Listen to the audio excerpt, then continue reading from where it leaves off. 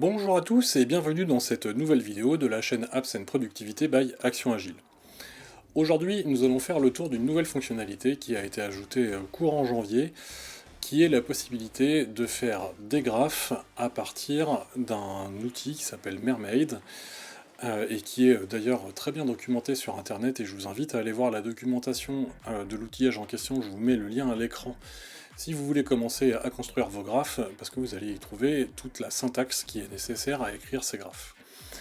Alors je dirais que cet outillage, il a l'avantage d'être complètement natif dans Notion, c'est-à-dire que vous n'avez pas besoin d'embarquer une page web qui vient d'ailleurs, parce que je vous avais déjà montré des graphes dans des vidéos précédentes, et pour faire on était obligé d'utiliser Whimsical et ensuite d'embarquer Whimsical à l'intérieur de sa page. Or c'est problématique, notamment parce que sur mobile ça rend pas terrible, et c'est plus long à créer, ça implique d'aller sur Whimsical, de se créer un compte, de faire un graphe, ensuite d'embarquer le graphe dans la page le graphe il va mettre un petit peu de temps à apparaître.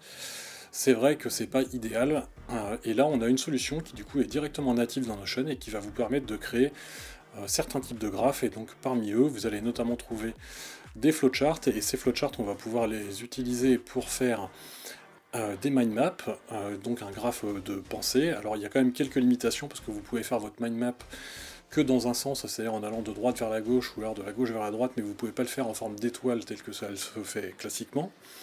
Vous allez pouvoir faire également des flowcharts, c'est-à-dire des graphiques de décision. Vous allez pouvoir également faire des graphiques en camembert, et ces trois exemples-là, c'est ce que l'on va regarder aujourd'hui dans cette vidéo. Il faut noter qu'il est possible de faire plus de graphiques avec Mermaid, et je vous invite à aller voir la documentation de l'outillage, à savoir qu'il est possible de faire des diagrammes de classe, des diagrammes UML, enfin tout un tas de diagrammes techniques. Il est même possible de faire des charts, enfin des Gantt charts, et donc en l'occurrence des plannings grâce à Mermaid. J'ai choisi de ne pas vous montrer cet exemple parce que je vois pas bien l'intérêt de faire un Gantt à partir de Mermaid qui va vous donner un résultat qui est pas mal mais qui n'est pas non plus exceptionnel, alors que vous pouvez faire exactement la même chose directement à partir des bases de données dans Notion, et pour le coup le résultat sera bien plus satisfaisant.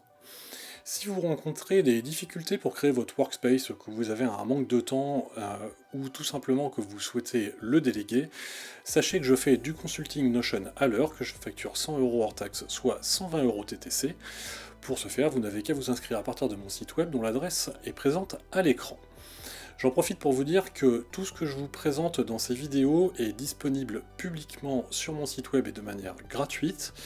Et d'ailleurs, j'en profite pour vous annoncer également que je suis en train de publier la base de données de période sur mon site web. C'est pas encore fini, mais ça va arriver dans les prochains jours. Et enfin, si la vidéo vous plaît, je vous invite à cliquer sur le pouce bleu juste en dessous, à vous abonner à la chaîne, sans oublier de cliquer sur la cloche pour ne pas rater les prochains contenus. Mais on passe tout de suite à Mermaid.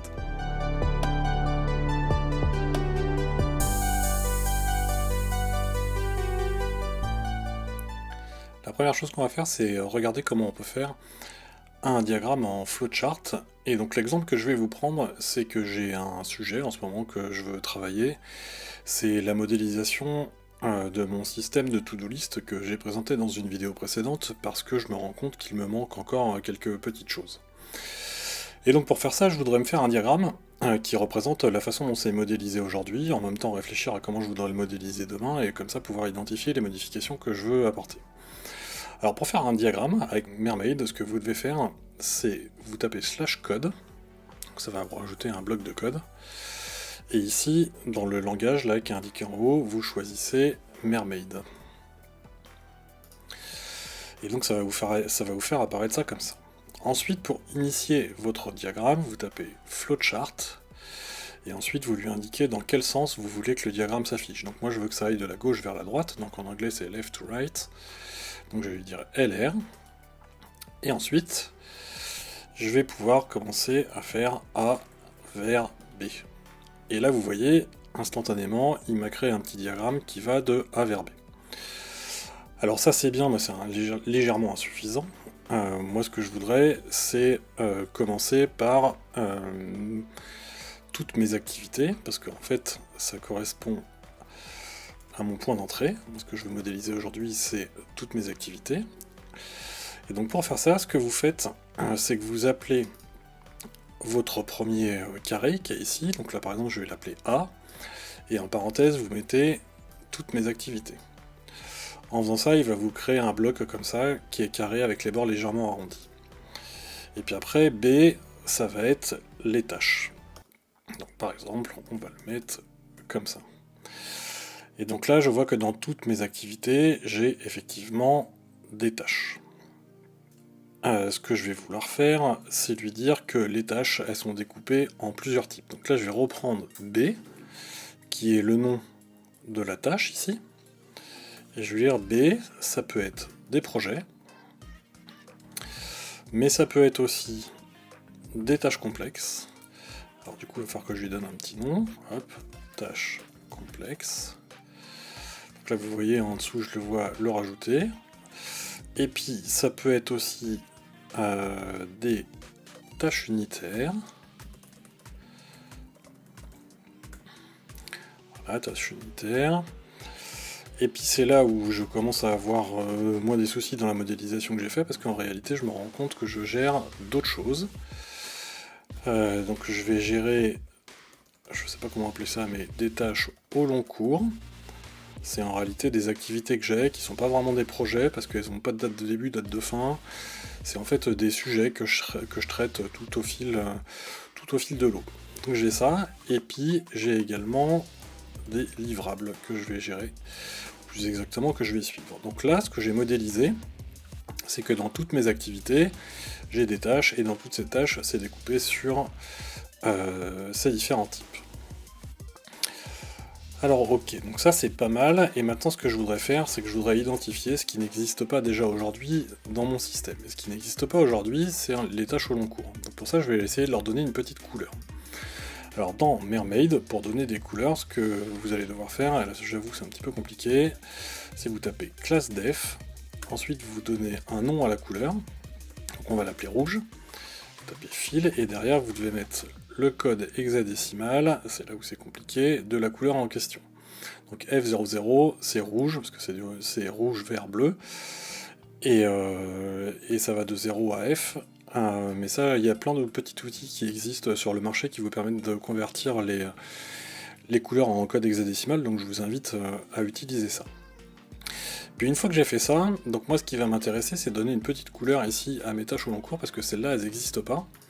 Alors je peux pas le faire parce que là j'ai mis des et partout, mais ça je peux tout à fait le changer et dire à Mermaid, en fait B, ça va vers les tâches au long cours, et puis B, ça va également vers les livrables. Vous voyez, il n'y a aucun changement. Et en faisant ça, derrière, je peux rajouter 3 fois les 2 points.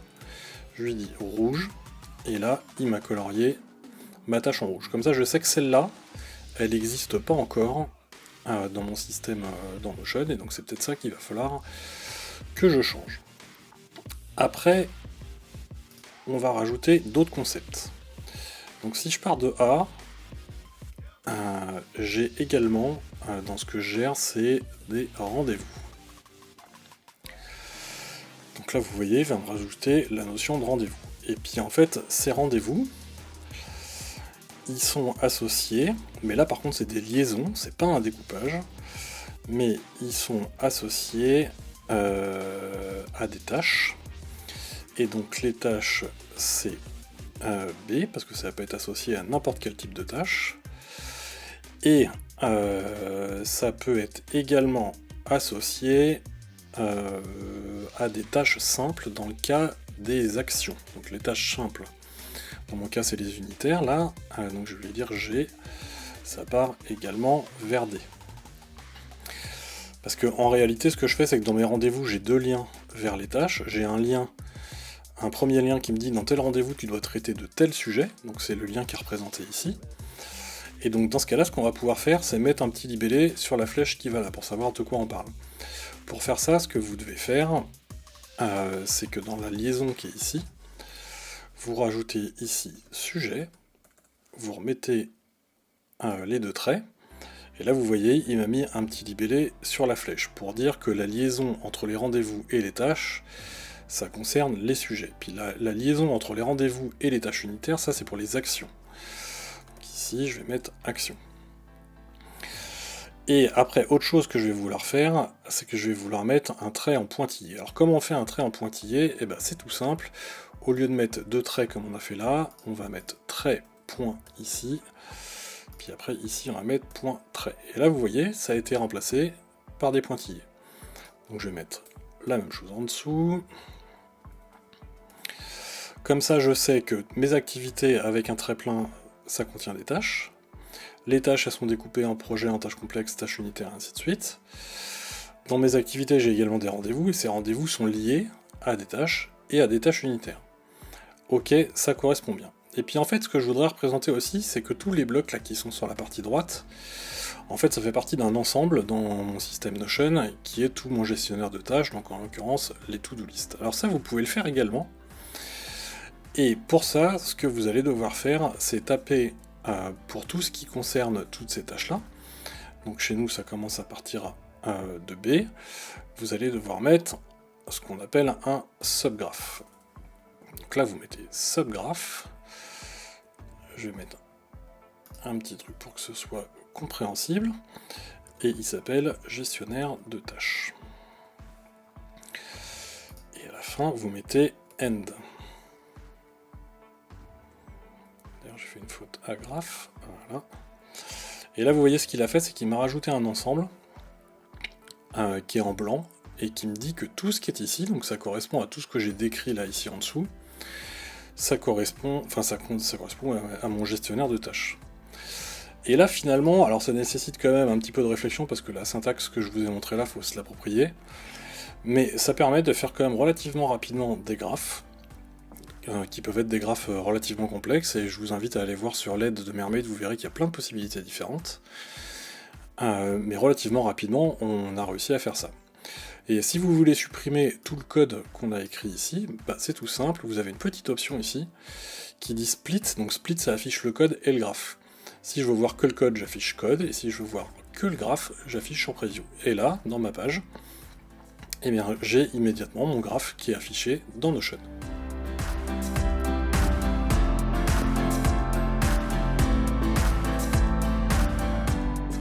Maintenant, ce que je vais vous montrer, c'est comment faire un réel flowchart avec des décisions, donc en fait un diagramme qui est équivalent au diagramme qu'on a ici, qui a été fait sur Whimsical, et que je vous avais présenté dans une vidéo précédente sur la méthode GTD, et la méthode GTD, elle s'explique notamment par l'utilisation de ce diagramme. Donc là, ce qu'on va faire, c'est qu'on va faire comme tout à l'heure, c'est-à-dire qu'on va créer un bloc de code, et comme j'ai utilisé Mermaid juste avant, il se rappelle que c'est du Mermaid, et du coup il m'a remis par défaut sur Mermaid, et puis maintenant je vais pouvoir écrire mon diagramme.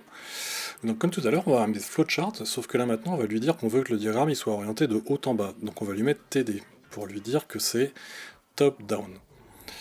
Ensuite, le tout premier sujet, ça s'appelle sujet en attente. Donc on va mettre sujet en attente. Et comme on a fait tout à l'heure, il va falloir lui mettre un petit nom, qu'on va appeler ID1 par exemple. Donc là vous voyez, m'a mis ma boîte sujet en attente. Ok, et cette boîte là derrière, elle va sur boîte de réception, qu'on va appeler ID2, boîte de réception. Et donc là il me met bien la relation telle que je l'ai ici. Et ensuite l'ID2, il va sur catégoriser, qui là par contre est une action. Donc le L on va l'appeler ID3, qui s'appelle catégoriser. Sauf que la différence, c'est qu'on ne veut pas avoir les bords arrondis sur les boîtes ici, pour pouvoir différencier ce qui est des concepts de ce qui est une action, donc en l'occurrence catégoriser, et ça vous pouvez le faire en remplaçant les parenthèses par des crochets. Et vous voyez, si vous mettez des crochets, ce qui se passe, c'est qu'ici il va me faire un carré plutôt qu'avoir un carré avec des bords arrondis. On va continuer dans le diagramme, ensuite mon ID3, il va partir vers un ID4 qui va être savoir si une action est nécessaire. Sauf que là évidemment ça va pas parce qu'il m'a refait une boîte et que moi ici je vais avoir un losange qui modélise la décision dans un flowchart. Et alors les losanges, pour les faire, ce que vous devez faire, c'est mettre une accolade à la place du crochet ou de la parenthèse. Et là j'ai effectivement bien ce qu'il faut, à savoir un losange. Alors à partir de cette décision, et d'ailleurs je l'ai mal nommé, il faut que je le nomme ID4, à partir de cette décision on a plusieurs possibilités. C'est dans le cas où il n'y a pas d'action nécessaire, on va vers jeter, ou vers futur, ou vers conserver. Donc là, il m'a bien mis mes 3 flèches. Et ça, c'est toujours dans le cas où il n'y a pas d'action nécessaire. Donc on va le préciser sur la flèche, comme on a fait avant. Là, vous voyez, il me met bien les libellés partout. Et enfin, j'ai un autre cas, qui est si une action est nécessaire, donc là on est dans le cas du oui, à ce moment-là, je vais partir sur une autre décision, qui est de savoir s'il y a plusieurs étapes. Et ça, il faut que je le nomme, et du coup ça va être ID 5. Et donc là, vous voyez, j'ai bien une flèche qui est partie marquée oui, sur la décision suivante, qui est plusieurs étapes. À partir de plusieurs étapes, à ce moment-là, on va partir sur classer le projet. Donc ça va être classer le projet. Et là, il me l'a bien mis ici, pour aller sur classer le projet. Et à partir de l'ID 7, donc ce qu'on a fait après, ça part sur l'ID 8, qui est le découpage du projet en plusieurs tâches, qui est lui-même suivi du fait de déterminer la première action. Après avoir déterminé la première action, on va se poser la question de savoir si c'est supérieur à 2 minutes. Donc là on va regarder un petit peu ce que ça va donner, donc on voit bien toutes les étapes, et puis ensuite il va sur savoir si c'est supérieur à 2 minutes ou pas. Et alors ce qu'on voit dans le diagramme ici, c'est que entre plusieurs étapes et supérieur à 2 minutes, on peut y aller directement dans le cas du nom. Donc pour modéliser ça, ce que je vais faire, c'est que je vais repartir de plusieurs étapes qui s'appellent ID5, et je vais lui dire ID5, dans le cas du nom, ça va vers ID 10, qui correspond à supérieur à 2 minutes. Et là vous voyez en faisant ça, il a bien fait le branchement entre la décision qui est ici. Alors ensuite, à partir du coup ID 10, qui est la décision de savoir si ça prend plus de 10 minutes ou pas, ça peut partir vers faire tout de suite, qu'on va devoir appeler ID 11, et ça peut partir également vers une autre décision, donc on va mettre en ID 10, part vers ID 12, et la décision c'est de savoir si on doit le déléguer.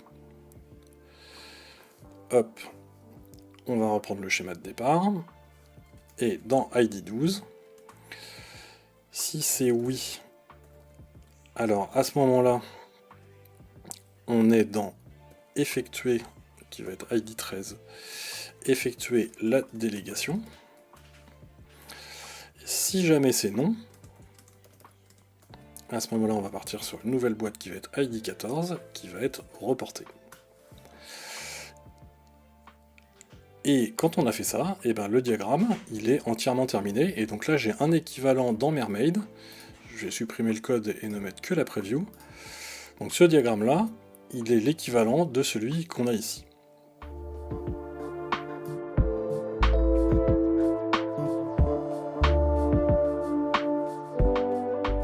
Et enfin, dernier exemple, ça va être la construction d'un pie chart, donc c'est-à-dire d'un camembert, un graphique en camembert, que moi je vais utiliser, je vais en faire un toutes les semaines, donc là j'ai pris l'exemple de la semaine passée, et ce que je vais y mettre, c'est la répartition de mon temps. Donc pour faire ça, encore une fois, on tape code, on se met sur Mermaid, et là ça va être un peu différent, on va appeler ça pie, on va mettre title, et puis on va lui mettre le titre du graphique, qui va s'appeler répartition du temps. Et puis ensuite, c'est là qu'on va mettre tout le temps qu'on va y passer. Donc entre guillemets, on va y mettre toutes les activités. Donc par exemple, j'ai mon activité YouTube, suivi de 2 points, et puis on va y mettre que j'y ai passé 6 heures. J'ai mon activité mission, sur laquelle on va dire que j'y ai passé 45 heures. Et puis j'ai par exemple une activité comptabilité, sur laquelle j'ai passé 2 heures. Et puis je vais avoir une activité réseau, sur laquelle j'ai passé 3 heures. Et là vous voyez, une fois que j'ai fait ça, eh bien j'ai un graphique qui se construit au fur et à mesure en dessous, et qui est construit à partir des valeurs que j'ai indiquées ici. Donc là, ce que j'ai fait, c'est que j'ai mis mes valeurs en heures, et lui, il va calculer automatiquement le pourcentage correspondant, donc sur la base de la somme de toutes les heures. Mais vous pourriez très bien lui renseigner un pourcentage, ça marcherait également. En fait, vous pouvez mettre l'unité que vous voulez. Lui, ce qu'il va faire, c'est qu'il va faire la somme du tout, il va calculer la proportion que cela représente. Et là, j'ai créé très rapidement un graphique en camembert, du coup, avec simplement 5 lignes de code. Cette vidéo est maintenant terminée, j'espère qu'elle vous permettra de voir un petit peu ce qu'il est possible de faire avec Mermaid. Personnellement, je l'utilise un peu, comme vous l'avez vu, tous les cas d'usage que je vous ai montrés sont de réels cas d'usage que j'ai véritablement utilisés, donc aussi bien pour modéliser mon système de tâches et voir les améliorations que je pouvais y apporter, que pour le graphique du GTD que je préfère voir dans Mermaid plutôt que dans Whimsical, notamment pour des raisons de temps de chargement, même si le résultat graphique est, il faut le dire, légèrement moins beau sur Mermaid que sur Whimsical.